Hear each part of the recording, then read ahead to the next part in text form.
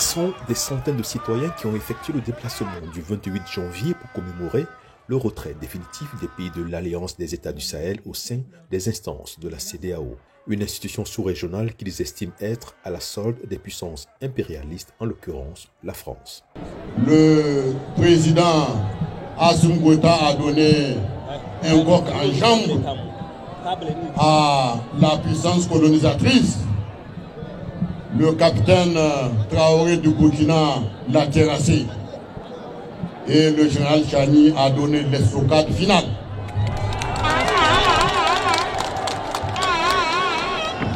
À présent qu'elle est à terre, elle a voulu se ressusciter à travers la CEDEAO pour nous effacer de la carte du monde. Ceci n'est pas de leur ressort. Le peuple nigérien, aux côtés du CSP, a dit non.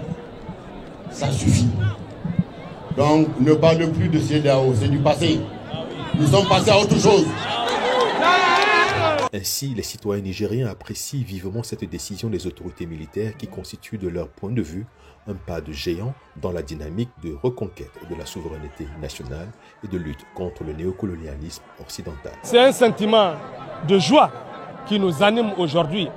Un sentiment de joie dans la mesure où, quand vous voyez aujourd'hui, toute la population nigérienne se réunit ici.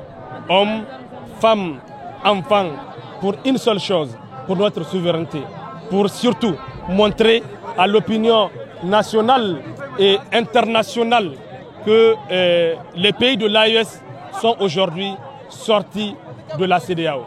En réalité, aujourd'hui, c'est une fierté, comme j'ai eu à le dire, c'est un sentiment de joie qui nous anime tous tant que nous sommes ici, réunis, sortis massivement à Niamey, tout comme à l'intérieur du pays, tout comme au Mali et au Burkina Faso, pour montrer notre joie.